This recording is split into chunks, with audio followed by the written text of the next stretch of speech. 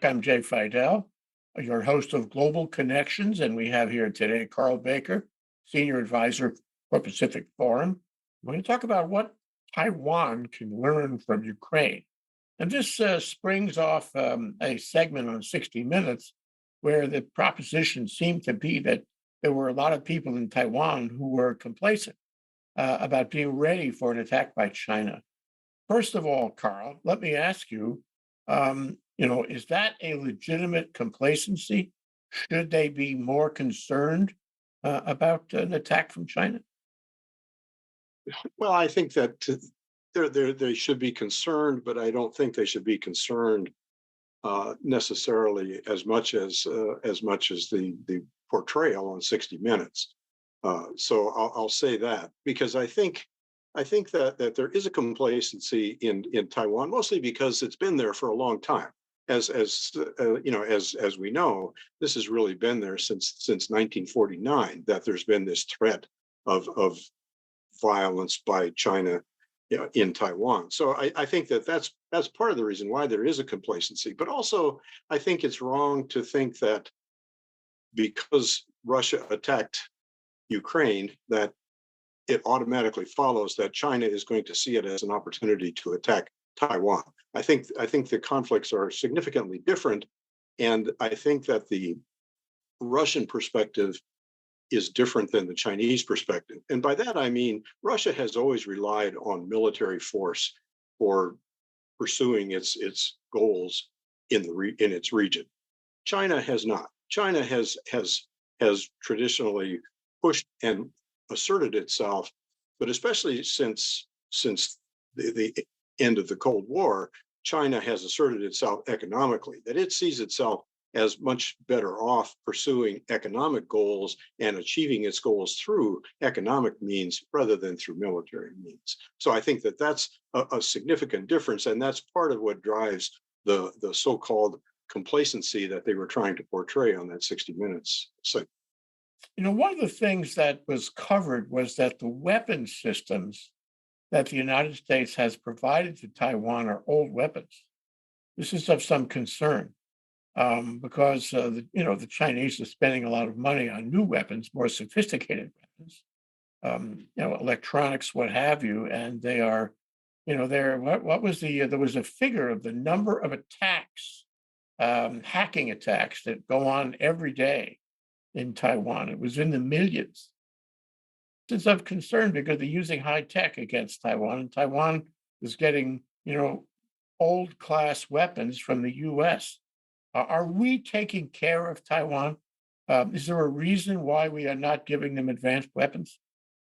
Well, of course, it's complicated to give Taiwan weapons because Taiwan, first of all, buys its weapons. It's not being given weapons by the United States, and to say that it's getting old weapons is accurate to an extent.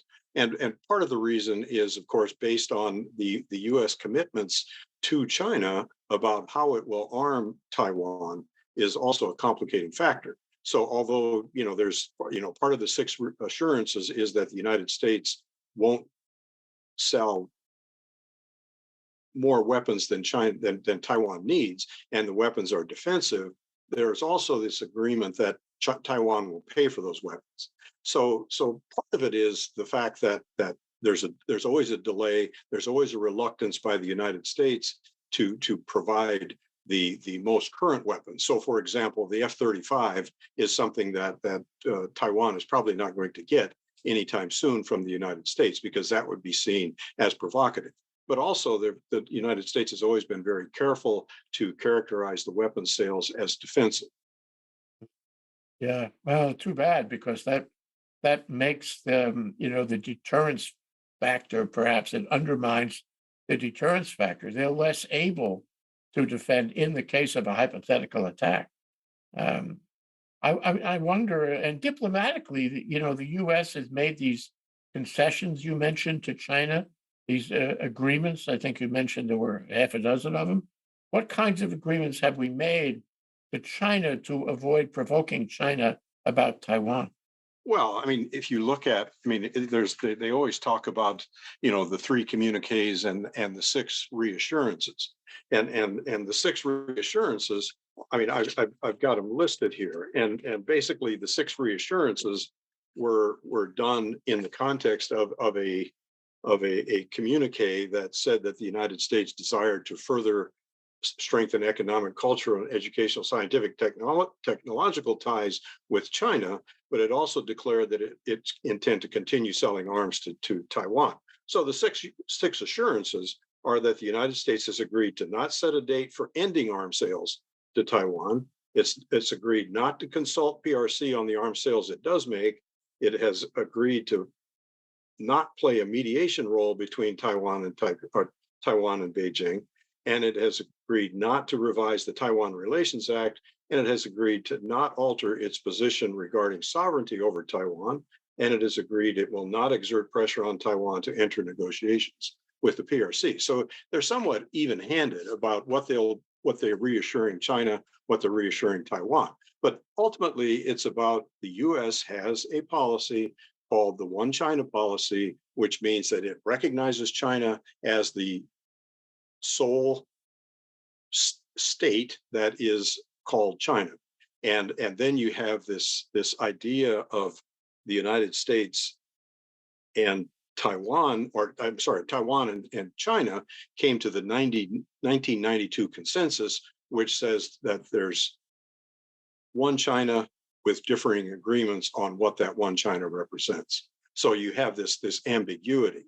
And what's happening today, of course, is the United States is being accused, and specifically Joe Biden is being accused of eroding that strategic ambiguity to make more assertive statements about the U.S. support for Taiwan in the event of a conflict with China. Yeah, this is certainly in play. I mean, we have, if you look at the headlines, of course, there's the domestic headlines and all the trouble in the, in politics. You look at the Ukraine headlines and all the trouble in Ukraine. And you look at this trip that Anthony Blinken made to China, which is a very interesting trip in the context of Taiwan. Has Taiwan been covered in his discussions with the Chinese the government? I'm sure it is. I mean, it's always a topic of conversation because China always wants to start with the statement about its internal. It's an internal matter for China, and it's also a key concern for China is that Taiwan does not declare independence, and that's the real concern on the part of China. And so when you look at the current context, Tsai Ing-wen, when she became president, she refused to accept the 1992 consensus, and she, in many ways, is a moderating force against those that really want to declare independence. And so China's concern is that what happens after Tsai Ing-wen, if we have another person elected from the Democratic Progressive Party, the DPP, that they're concerned that they will become more assertive in their independence. And as the United States loses its ambiguity regarding its willingness to defend Taiwan, China becomes concerned that they'll defend Taiwan even if they declare independence. What's the dynamic on the Chinese position vis-a-vis Taiwan? Are they getting more aggressive over the past, say, 5 years? Have they become more assertive, more determined to avoid anything that they see as provocative, anything they see as favoring Taiwan, protecting Taiwan, making Taiwan more independent? Well, they're certainly trying to squeeze Taiwan diplomatically. I mean, you see that in trying to buy off states that are still recognize Taiwan as a sovereign state. And you talk about the differences between Ukraine and Taiwan. That's a significant difference. Is that Taiwan is only recognized by 14 countries as a sovereign state. The biggest one probably what being Paraguay. Or, I mean, a small South American state is the biggest you get if you're Taiwan, where Ukraine has an acknowledged by everyone including the UN, that they are a sovereign state. So that's a big difference between Taiwan and Ukraine. So yes, to get back to your question, China is pressing Taiwan, specifically diplomatically, also, as you say, through cyber security, through cyber attacks, through trying to demonstrate that they have the capacity to put on a blockade against Taiwan, and certainly, trying to prevent them from attending international meetings. Like, the big thing during the pandemic, of course, was the refusal to let Taiwan participate in the World Health Assembly, part of the WHO. So yes, Taiwan is being squeezed by China in that sense. What about propaganda to Taiwan? Is China trying to change the way people think on the street in Taiwan? Are they trying to affect public opinion there in one way or another? Sure. Sure, absolutely. I mean, there's been books written about political warfare in Taiwan, and this is part of that cyber attack uh, stuff that they were talking about on the 60 Minutes show. Is yes, for sure, that is a real everyday concern, and that is probably a bigger concern for the Taiwan government than the potential for a military attack or an invasion by China. I think that's really where the concern is it's this political warfare that's been going on.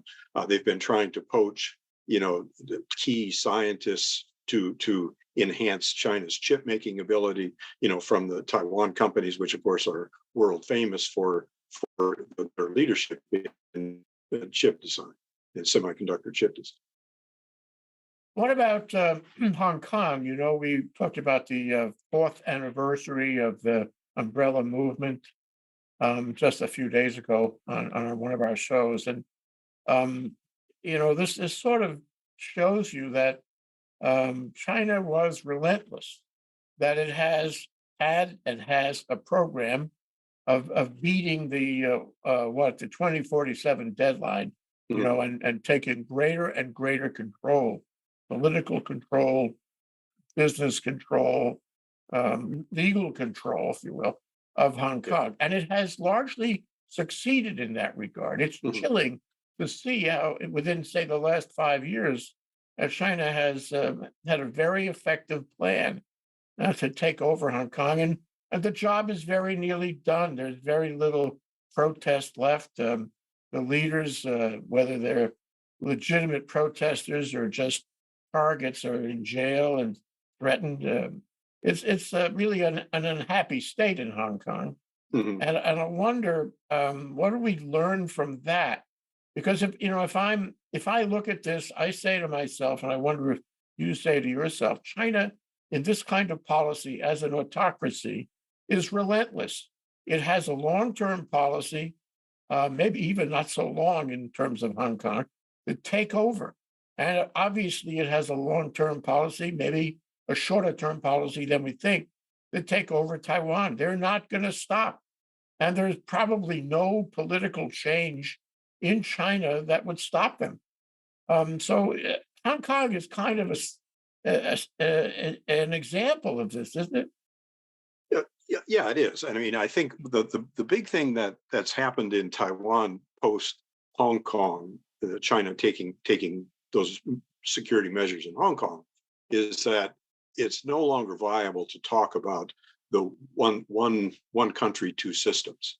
Remember, that was always the statement about how Hong Kong was going to work, was one country, two systems, and that was the same model that China tried to apply to Taiwan. There was always resistance, but now there is blanket resistance in Taiwan to the notion of one country, two systems. They understand this is never going to work. And so that's, I think, the big change that's happened in Taiwan. Now, has that moved people toward thinking more about independence? Certainly, in some quarters in Taiwan, yes, it has. But in other quarters, it's forced Taiwan to reassert the statement that they won't move from the status quo, whatever the status quo means. And so I think that's where the debate in Taiwan is occurring now, is how do we maintain the status quo without falling into the trap of declaring independence. Because if they declare independence, then it becomes imperative in China's mind that they have to do something. As long as they maintain the status quo, I think the general view in Taiwan is that we're better off than if we either declare independence or accept the one country, two systems. Yeah, it sounds like the noose is getting tighter and tighter, with separating them from their diplomatic connections and, trying to assert control in the straits there and doing flyovers of these hacking attacks. I mean, every day it seems to be more than before. And I guess the question is, how much can the U.S. affect this? Okay, it was on Tony Blinken's agenda somehow. At the same time, Joe Biden was calling Xi Jinping a dictator, which they didn't like too much. They get provoked. Sometimes I think they like getting provoked, so they can use the provocation as a way to gain some kind of Sure. moral diplomatic suasion, make everybody feel guilty, I think. But the question is our relationship with China. It ebbs and it flows. It will change with the next administration, won't it? And whatever the next administration is. And I suggest to you that they will take advantage of any change to advance this initiative. And to the extent that there are, quote, provocations, real or hypothetical, those provocations can be used, will be used to put more pressure on Taiwan. Yeah, yeah. Well, and I think the reason that you find China sensitive to the assertions by the United States of the dictatorship at this point is because, and this goes to how Taiwan and Ukraine relate, is that the United States is characterizing this contest between Ukraine and Russia and Taiwan and China as autocracy versus democracy.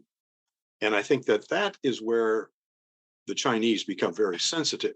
And I think that it's misguided for the United States to continue to do this. I think the United States would be much better off in talking about principles that can apply to both situations. And that is talking about the invasion against the will of the people in that particular country, or in the Taiwan case, an invasion against the will of the Taiwan people.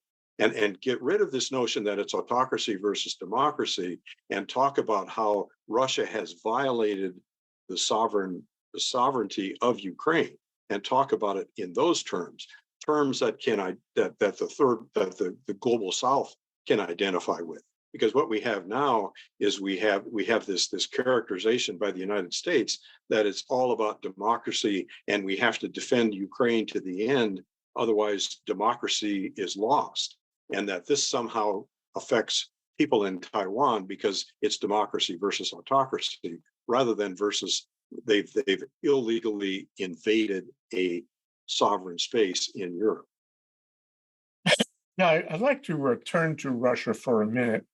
There's been some very interesting news out of Russia these days, and namely through the warlords and this fellow Prigozhin, Mhm. Yevgeny Prigozhin, who speaks against Putin.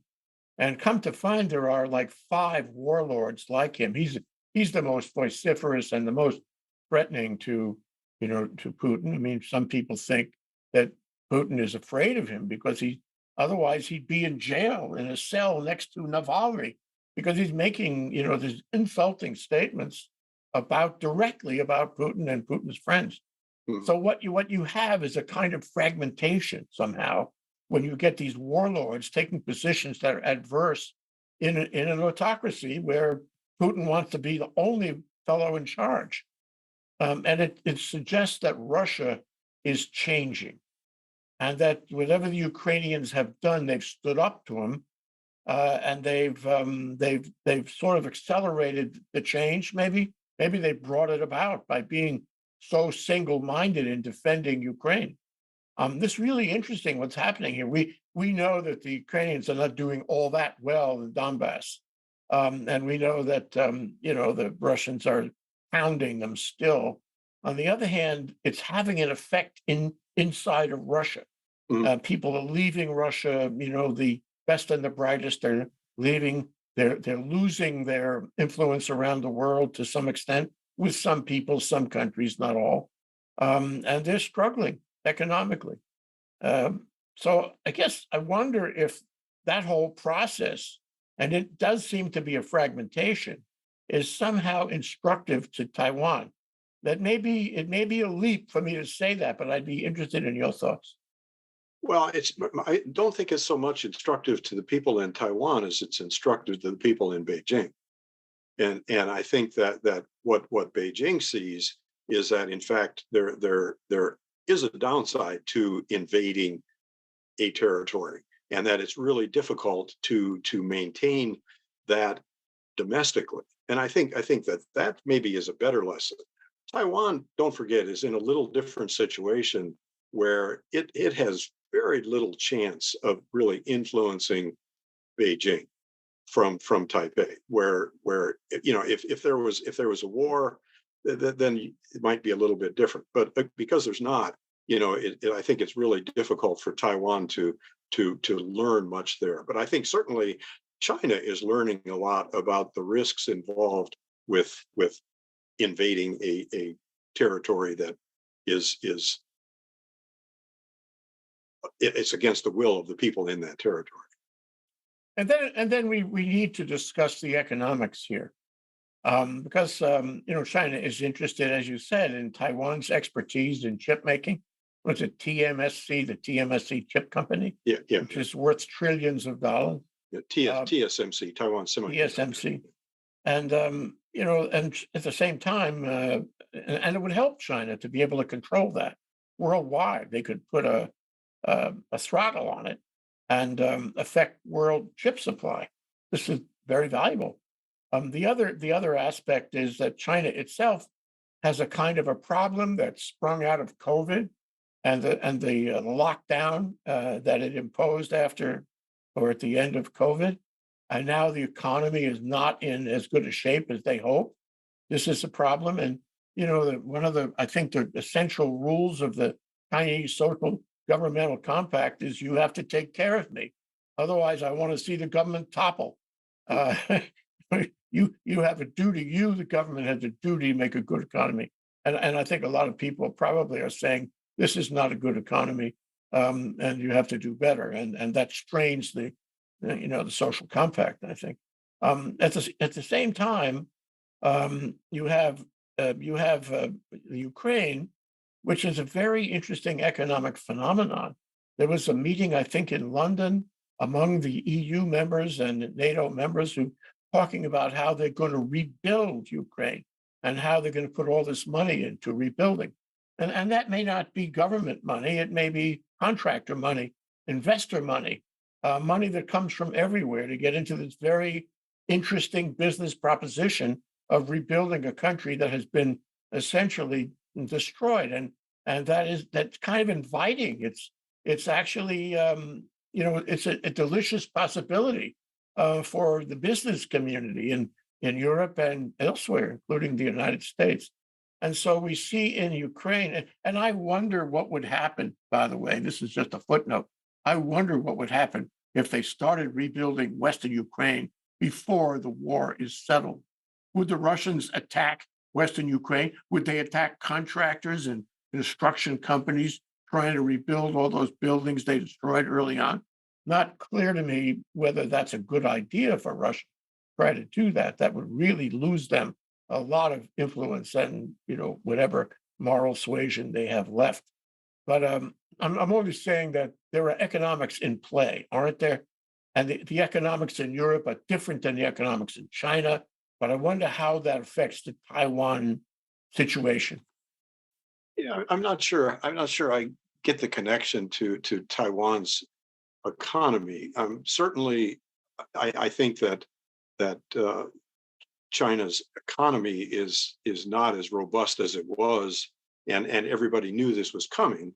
And yeah, how does China respond to that? Well, I mean, at this point, what they're doing is lowering interest rates and trying to stimulate the economy to get it back to a sense of well-being among the Chinese population. But I'm not sure how the Ukrainian economy or the rebuilding of that economy, it really is going to influence Taiwan's perspective on on what's happening with the China-Taiwan relationship. Let me switch that question a little bit and say I'm not sure that the American sanctions, the EU sanctions against Russia have been as effective as we wanted. And Putin is a very clever fellow, as Trump said. He's a clever fellow, and he's found many ways around those sanctions. But it must be somewhat instructive to China to think that if they do attack Taiwan or take draconian steps against Taiwan, that they will also have additional sanctions on them by I don't know who, by the U.S., possibly by some European countries, and that would affect their economy. So does that make them reluctant? The concern about the same kind of sanctions that we see in Europe? Well, sure. I mean, it does because I think China, just like the United States, recognizes that decoupling or sanctions against China would be devastating to the global economy. It's not just China's economy. It would be devastating to the global economy. And certainly, you could probably rely on Japan, South Korea, and a good part of certainly Europe and a good part of the world to resist a Chinese attack against Taiwan. But beyond that, China also recognizes that attacking Taiwan is not really a very good option if you want to take advantage of the economic power that exists on Taiwan. So I think that certainly what's happening in Russia and its inability to really defeat Ukraine and still live with the sanctions is difficult. But China's calculus, I think, is much different than Russia's because Russia, I mean, in many ways, has become dependent on China, and China knows that, and and there's been some interesting talk about what is China's role in this potential peace agreement. If China's goal is to gain control of the Eurasian landmass, and this is of course something that Mackinder and Zbigniew Brzezinski later on talked about. That this is really sort of world control is who controls the Eurasian landmass. If that's China's goal with Belt and Road and everything they're doing in Central Asia and with Eastern Europe, there's an argument to be made that they are. Look at what happens if China gets tired of Russia doing what it's doing by destroying the Ukrainian economy, and it says stop it, and Ukraine looks to China for help with rebuilding its infrastructure. China could very easily become a very pivotal state in this whole process of actually forcing both sides to come to a negotiating table.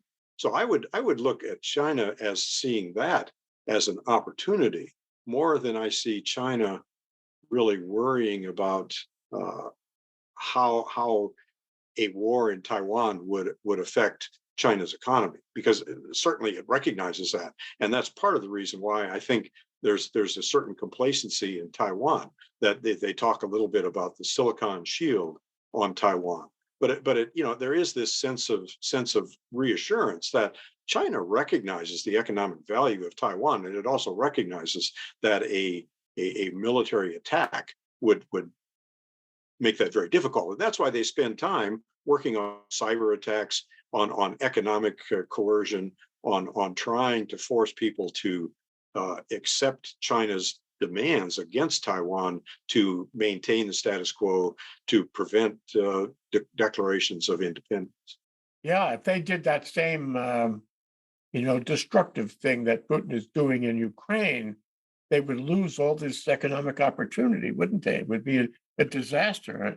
I mean, they're much more valuable to China to have Ukraine or have Taiwan as a going concern with Right. all the powerful economic activity there.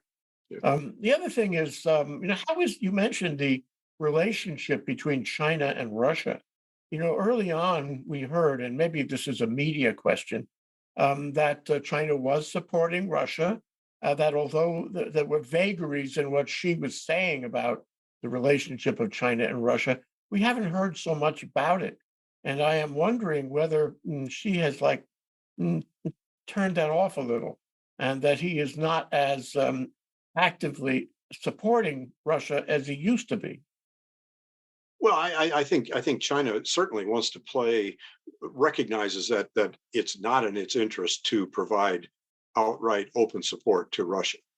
I think it sees itself again, it as as it markets itself to the global South as the indispensable state in terms of economic relationships, that it sees itself as taking advantage of Russia by being an outlet, but it also sees itself as taking advantage of the American attention being drawn to Ukraine to gain influence in Asia, to reassure his Southeast Asian partners and neighbors that China remains the economic engine that drives Asian economy. So I think that it's not going to openly support Russia. It recognizes that that's a fool's errand, because I think it sees Putin as having made a mistake. So yeah, I think he's going to continue to view that, and I think also they see it as a potential opportunity,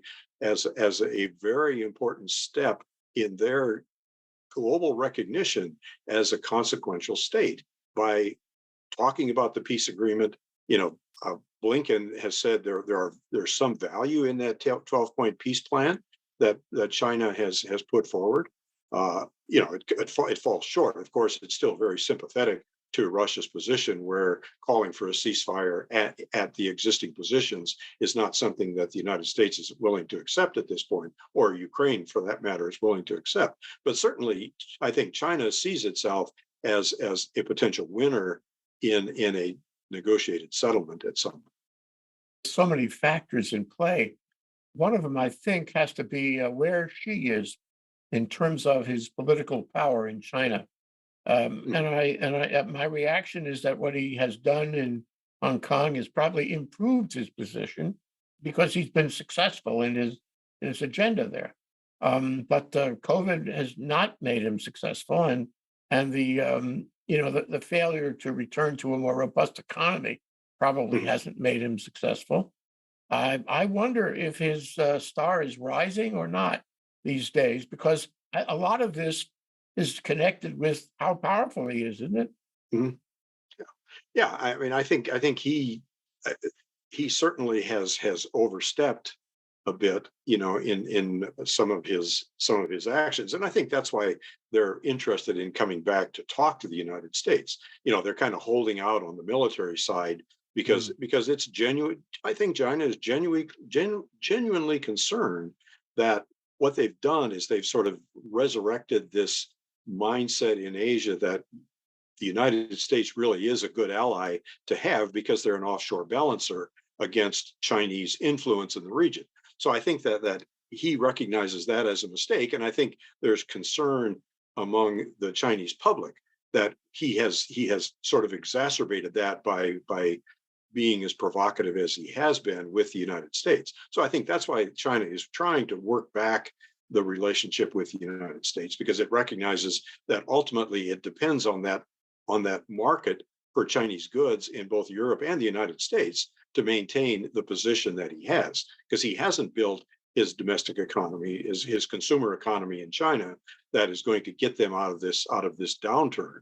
So I think that yeah, he's weakened himself a bit in what he's done, but he also recognizes that China still maintains a strong position again in the global South as someone they can rely on for economic well-being, for economic development assistance and things like that. So he's also holding that line, that he's willing to look, certainly willing to look the other way when other dictators in the world uh, go to China and look for help.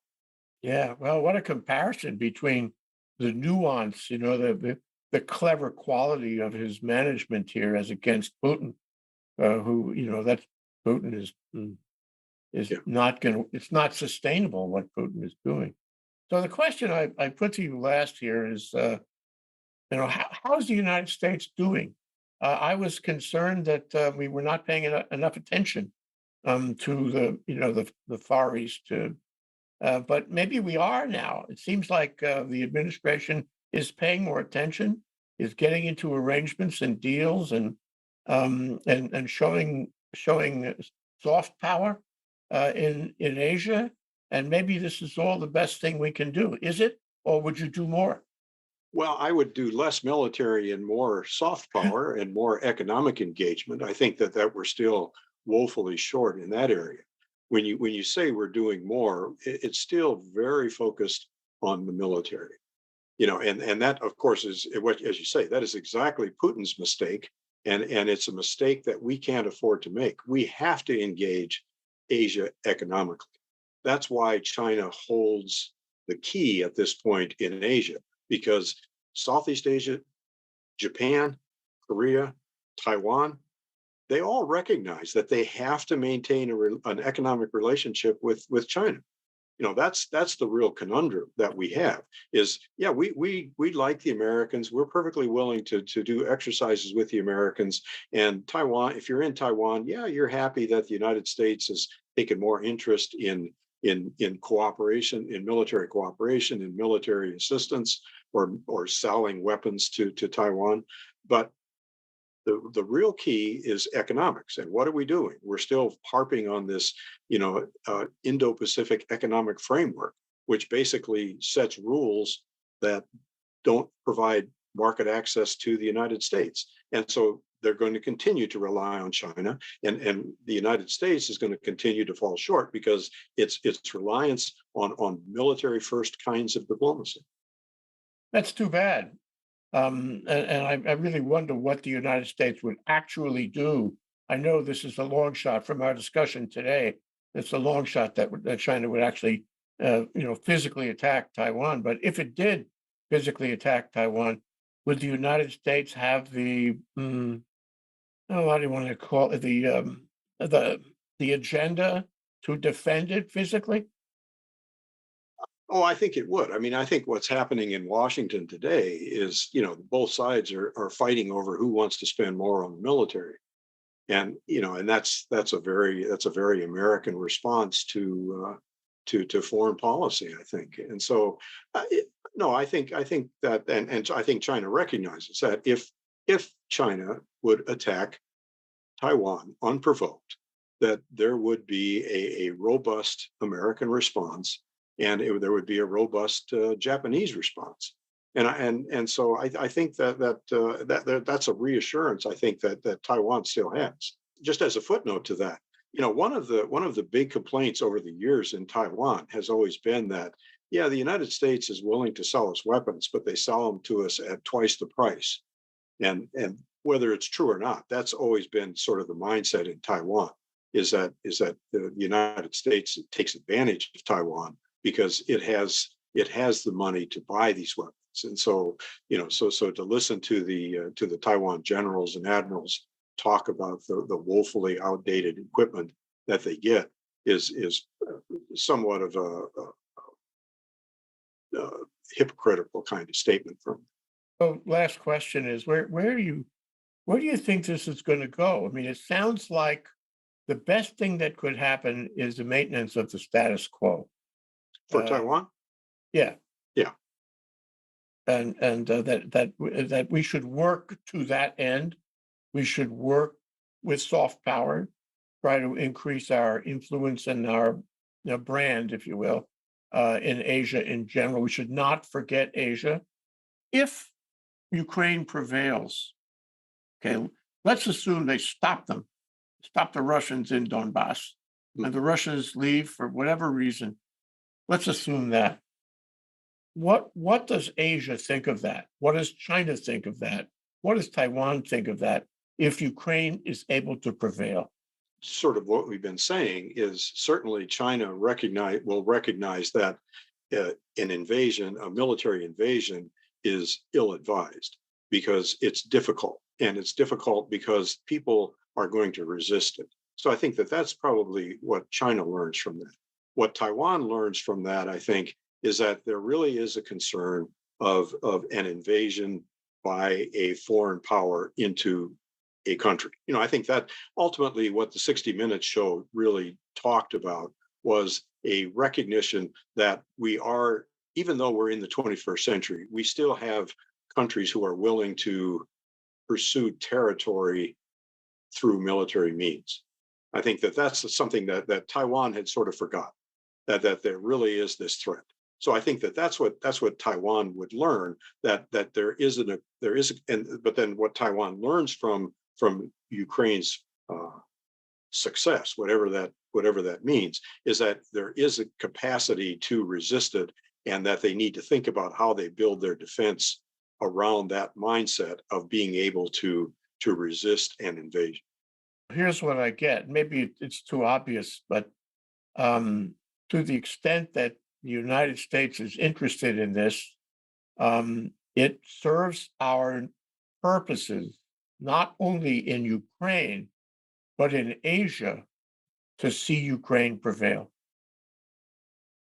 Sure, but how it prevails is the big question. I mean, when we get to this peace agreement, and all wars end, and all wars end with peace agreements. Who drives the peace agreement? I think that's the bigger question about how this ends, because there's some interesting thoughts about if China does drive the peace agreement for the reasons I suggested, that Russia is somewhat beholden to China, and Ukraine, who of course China was prior to the war, China was Ukraine's largest trading partner. So if China controls the peace agreement, does it satisfy the United States? Can the United States really be satisfied?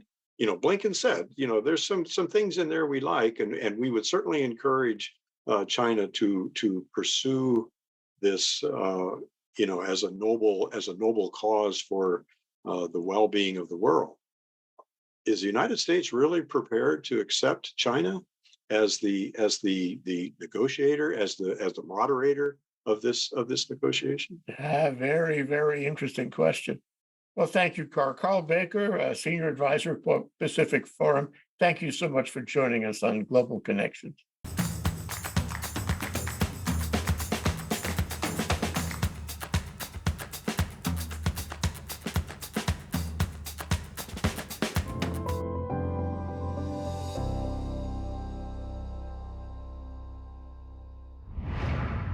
Thank you so much for watching ThinkTech Hawaii. If you like what we do, please click the like and subscribe button on YouTube. You can also follow us on Facebook, Instagram, and LinkedIn. Check out our website, thinktechhawaii.com. Mahalo.